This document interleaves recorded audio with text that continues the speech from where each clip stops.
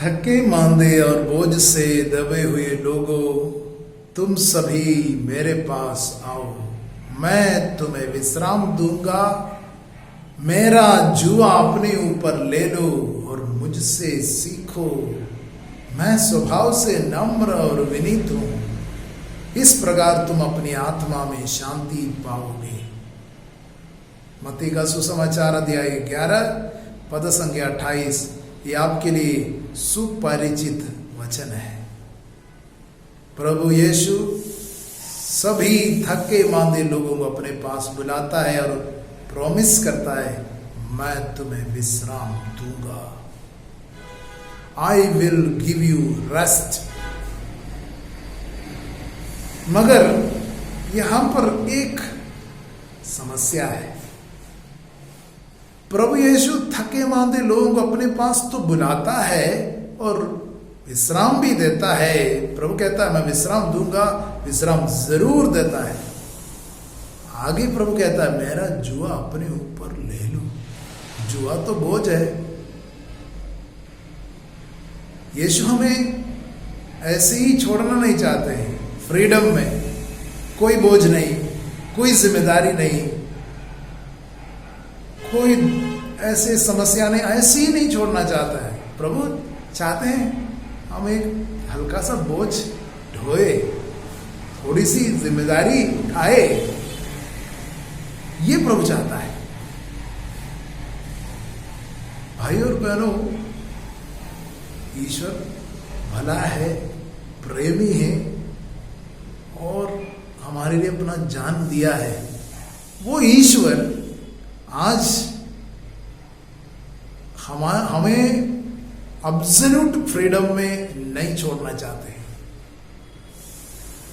आज का जमाना हम देखते हैं, बच्चे फ्रीडम चाहते हैं, जवान लोग और अधिक फ्रीडम चाहते हैं और फ्रीडम उन लोग पूरा एंजॉय करना चाहते हैं। शादी को और लेट करा देते हैं और बच्चे पैदा करने के लिए और लेट कराते हैं और उन लोग सोचते हैं कि हमारा फ्रीडम हम खो देगा, हम आज़ादी खो देंगे, इसलिए अभी नहीं ये लेट कराते हैं और फैमिली लाइफ को और लेट करा के उन लोग फ्रीडम को एंजॉय करना चाहते हैं। मुझे बचपन की एक घटना याद आती है। हम लोग स्कूल जाते थे, हाई स्कूल जाते समय हमको जाना था 7-8 किलोमीटर दूर। उसमें 1-1.5 किलोमीटर पैदल चल करके जाना होता था और उसके बाद बस में बैठना था। उसके बाद स्कूल पहुंच जाते थे। और इतना ही नहीं, स्कूल जाते समय हमारे हाथ में एक दूध का कैन रहता था, एक बर्तन जिसमें दूध लेकर के शहर में जाकर के बेचना था। हम लोग देहात में रहते थे और वहां से शहर में अगर दूध लेकर के बेचेंगे तो पैसा मिलेगा, ज्यादा पैसा मिलेगा। इसलिए मम्मी पापा चाहते थे कि हम लोग रोज दूध लेकर के स्कूल जाए। अब 1-1.5 किलोमीटर एक कैन पकड़ करके इसमें दूध भरा हुआ है, एक छोटा बच्चा के लिए बोझ है।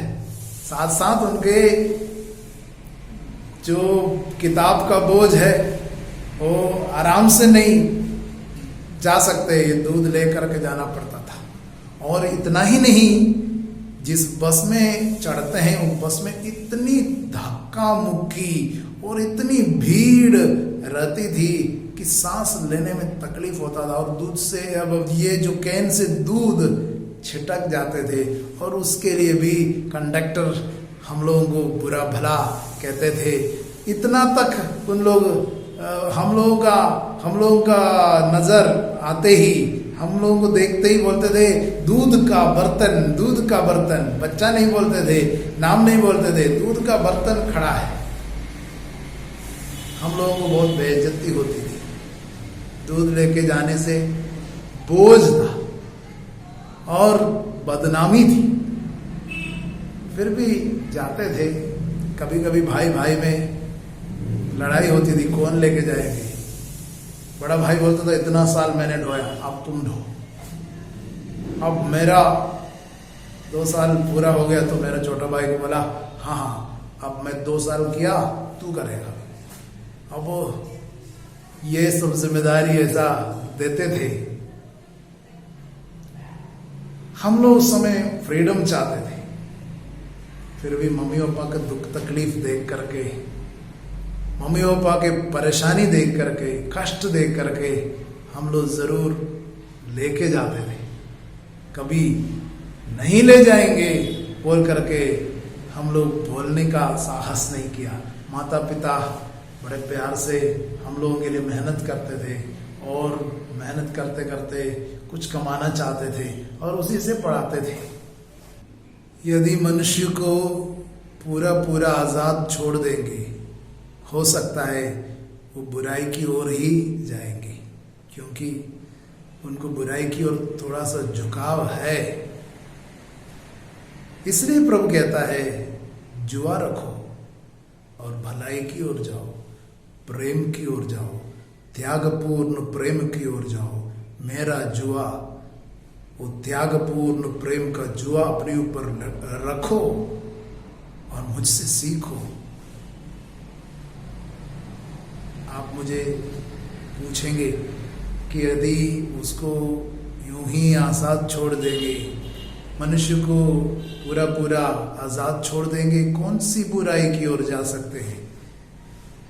घमंड की ओर जाएंगे, क्योंकि मनुष्य का सबसे पहला पाप घमंड था। मैं जानता हूं, मुझे मत सिखाओ। बुराई और भलाई उसको मैं जानता हूं, मैं उसको डिसाइड करूंगा, मुझे मत सिखाओ। ईश्वर ने कहा था उससे मत खाओ, लेकिन मनुष्य ने सोचा नहीं, मैं जानता हूं बुराई और भलाई, मुझे मत सिखाओ। ये जो मनोभाव, एक घमंड शैतान की बात सुनने से उनमें उत्पन्न हुआ, और ये स्वर्गदूत जो शैतान बन गए उनका भी पाप घमंड था। मैं, अहम, मैं, ये भाव, अहम भाव, ये घमंड की ओर मनुष्य जाएंगे। इसलिए प्रभु कहता है मुझसे सीखो, मैं नम्र और विनीत हूं। कैथोलिक कलीसिया के एक महान संत है, संत अगस्तिन। उसने कहा love and do what ever you want. प्यार करो और जो कुछ भी करो। भाई और बहनों, ईसा मसीह की तरह एक व्यक्ति को प्यार करना है और कुछ भी कर सकते हैं। You are free. इसका मतलब यह है हमारी आजादी जो ईश्वर ने हमको दिया है वो ईश्वर के प्रेम में निहित है, उसके अंदर है। और freedom is in the love of God. ये बहुत बड़ा रहस्य है। आज दुनिया अल्टीमेट एब्सोल्यूट फ्रीडम उसके लिए लड़ रहे हैं और ईश्वर के बातों को टुकरा रहे। शादी क्या चीज है, क्यों शादी करना है, क्यों जिंदगी भर एक ही व्यक्ति से ईमानदार रहना है, हम जो चाहे सबके साथ रह सकते हैं, ये हमारी आजादी है। और कुछ लोग, स्त्रियां कहते हैं जो बच्चा मेरे पेट में है उसको मारना, उसको जिलाना, उसकी आजादी मेरे पास है, क्योंकि मेरा शरीर का हिस्सा है। वो जिंदगी को, जीवन को नष्ट करने का अधिकार और उसको बचाने का अधिकार वो मेरा है। मैं मार सकती हूँ, मैं जिला सकती हूँ। उनको एब्सोल्यूट फ्रीडम चाहिए। कुछ लोग ये फ्रीडम के दीवाने हैं और आज के जवान लोग इससे उन लोग प्रभावित हो जाते हैं और उनको समझ में नहीं आते हैं ये सच्चाई क्या है।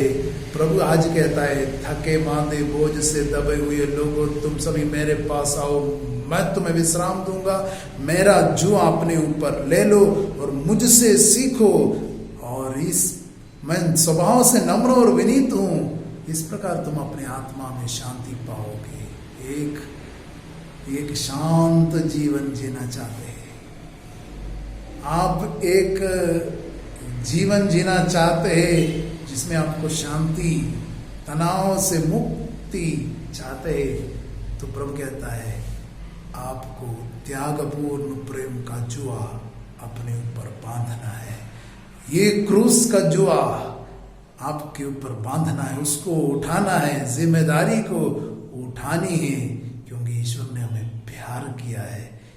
हम जानते हैं संत लोग ऐसे लोग थे, बहुत कठिनाइयों को उठाए और बड़े खुशी से उठाए। संत फ्रांसिस जेवियर के बारे में कहते हैं, जब उनके जीवन में दुख और तकलीफ आता था तो बोलता था और दीजिए, गिव मी मोर। जब उनके जीवन में कुछ सांत्वना मिलती थी, कुछ लोग उनकी सराहना करते थे, तारीफ करते थे, प्रोत्साहन मिलता था, तब प्रभु से कहते थे बस हो गया, इनफ, और मत दीजिए। लेकिन क्रूस और कष्ट आता था, बोलता और दीजिए, और दीजिए, क्योंकि उनको समझ में आया कि ईसा मसीह के प्रेम में उनका फ्रीडम, उनको अच्छे से समझ में आया।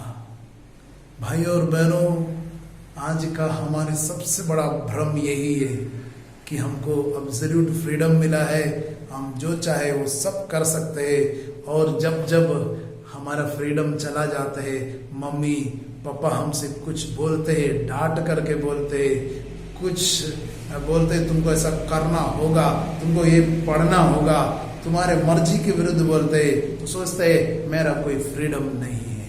मेरा फ्रीडम कहाँ है भाई, मैं तो गुलाम हूँ, और इंडिया तो आज़ाद हो गए लेकिन फ्रीडम तो नहीं है।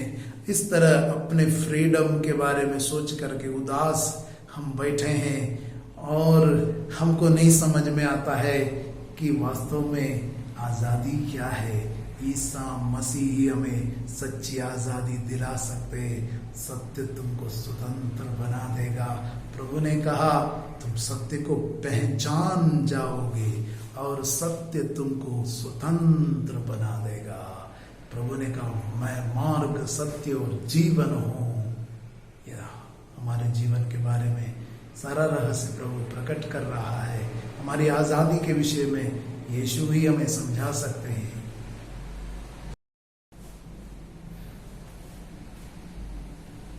भाई और बहनों, हमें इससे क्या समझ में आती है? हमारी जो आज़ादी है, जो ईश्वर ने हमको दिया है, वो एब्सोल्यूट नहीं है, निरंकुश, यानी बिना कोई रोक टोक का आज़ादी हमको नहीं मिला है। हमारी आज़ादी वो ईश्वर के प्रेम में निहित है, वो प्रेम के अंतर्गत है, अंतर है। इसलिए संत अगस्तिन जो महान संत है हमसे कहते हैं love and do whatever you want. प्यार करो और जो चाहे वो करो। ईश्वर का प्रेम, उसी में हमारी आज़ादी है, वही सच्ची आज़ादी है। बाकी सारी आज़ादी ऑटोक्रेटिक, यानी जो मन मर्जी है वो सब करने की, वो आज़ादी के ऊपर ये एक जुआ ईसा मसीह ने रखा, नम्र और विनीत जीवन बिताने के लिए। वो आज़ादी यीशु ने हमें दिया है। हम यीशु से सीखना है। प्रभु कहता है ईश्वर होते हुए भी जो चाहे वो सब करने के लिए उनके पास आज़ादी नहीं, क्योंकि वो प्रेम है, वो बुराई नहीं कर सकता है, वो बुराई नहीं कर सकता है। ईश्वर प्रेम है, और वो जुआ प्रभु हमारे ऊपर बांध देते। प्रभु कहता है मुझसे सीखो, ये जुआ अपने ऊपर ले लो, तब तुम ये आजादी का फल अनुभव करेंगे, शांति, प्रेम का फल, शांति का अनुभव करेंगे। Hallelujah, praise the Lord. यदि आप माँ बाप है तो अपने बच्चों को ये प्रेम और आजादी की रिश्ता सिखाइए अपनी जिंदगी से। जब आप अपने बच्चों को प्यार करते हैं, उनको जिम्मेदारी उठाने के लिए भी सिखाइए।